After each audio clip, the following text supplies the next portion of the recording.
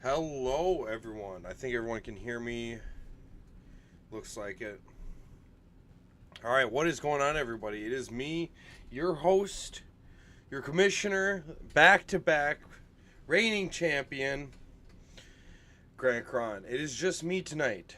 Um, Starting a little later than normal. Um, so we're just gonna get through this one pretty quick because it's late. Um, so yeah, let's just get into it right away.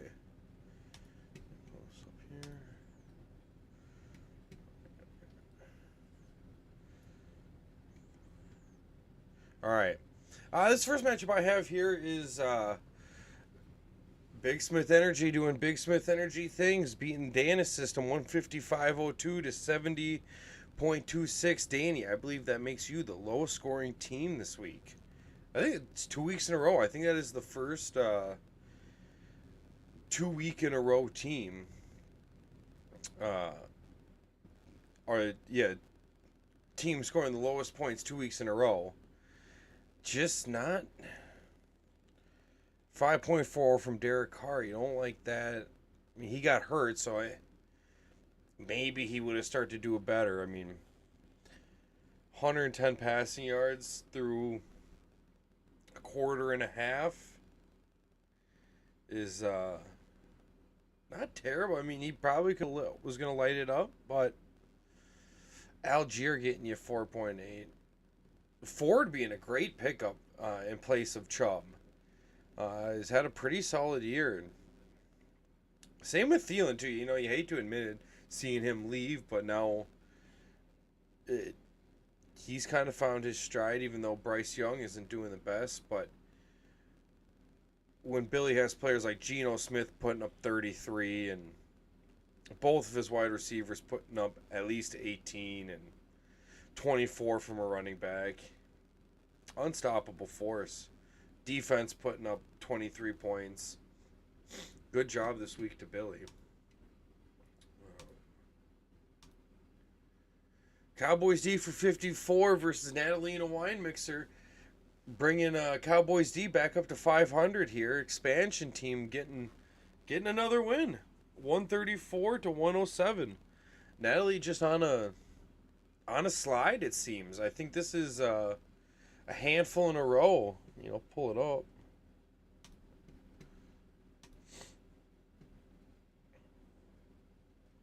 No, this is one L in a row, but she won last week, but a couple L's in a row the week before. Natalie at one point was competing with Billy for first place of the American division. Now she's dropped all the way within a game above me. And kind of no sign of slowing down for her. I mean, I've gotten lucky. I feel like I've started to trend upwards here and there, but I think we're going to see a shootout here for coming up in these next couple weeks about between me or Natalie, who's going to take last place. But looking at Connor's lineup, Goff doing pretty good. Kamara looking pretty good. I mean, didn't put up 6 touchdowns like he did last time against the Vikings, but 18 and a half, we'll take it. 19 from a backup running back from RB2. All good weeks here for Cowboys D for 54, putting up 134 points and being pretty competitive. And Joku is finally kind of firing on all cylinders too. 11.8. He's had a handful of good weeks. If I pull his up, let's see what I know. He's been rocking with Njoku all year.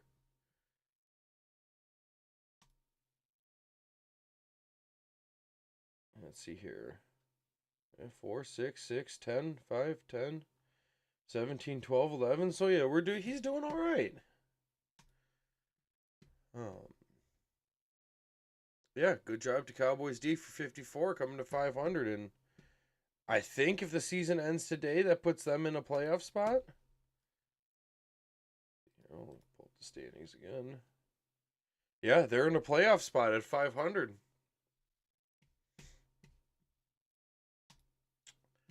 Aardvark Kings versus Better Luck Next Time. This was the battle of the bottom. Definitely was good for a good win for Harley. CeeDee Lamb getting him 30. He even had Brandon Cooks on his bench who got like 36 points also. So he really could have he could have put a fucking hurting on me, but he spared me. He took it easy on me. I really thought I had this one in the bag after Thursday night when Chuba Hubbard only put up 6 points there, the 5.9. I was like, oh shit, here we go. And then coming to Monday, I had Javonte Williams and Gabe Davis still to play, and it was 156 to 101 that I needed a miracle. Javonte Williams finally doing pretty good for me now, though. 21 points is nice to see, bringing me up to a respectable 132. Would have beat a handful of other teams in the league this week, but it's just not my year, I guess. Harley, and not my week. Harley having a great week. So nothing you can really do about that. I hate to see it. Just be better, I've heard some say. Catch me outside. Herbert that versus Post Mahomes. Post Mahomes keeping it rolling. This is 2 wins in a row for him now. He's up into second place now in the Lebanese division. He's a game out of a bye week. He's a game out of the first seed of the Lebanese division. He strings together a couple more wins. Connor takes a couple more L's. He might find himself having a first round bye in the playoffs. Not only making the playoffs for the first time, but going the furthest he's ever gone in the playoffs. Actually making it to the next round. But a good showing from both teams. Pretty close game here. Difference of 12 points. Both teams being competitive. Najee finally firing on all cylinders for John. I feel like that's been a long time coming. And the Shakir guy for Buffalo, who the fuck is he? Only 3 points, but everybody else. Hawkinson getting 30. Evans getting 26. Cooper 15. Najee 18. Kyler only getting 17. And the Jets D sticking at 17. Good solid week. And Jacob, if you would have had some more people actually kind of show up, Calvin Ridley kind of shows up. Seahawks defense shows up. And Laporta, Taysom Hill. That's Taysom Hill doing more than 4.3. This is a competitive game. Otherwise, Herbert getting 36. Gibbs getting 26. Mixon, 12 is all right. But then Olave getting 21. Kicker getting 13. Just a couple tweaks here and there, and this is a lot closer than the already close matchup this is. But good job to John getting 2 more in a row and trying to secure a playoff spot for himself.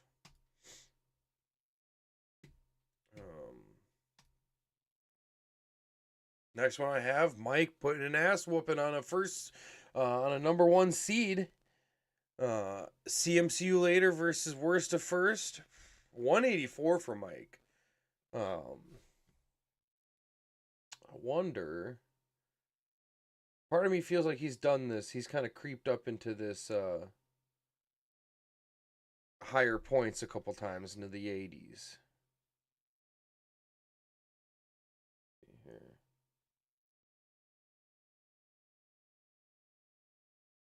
$184. Maybe not. 170.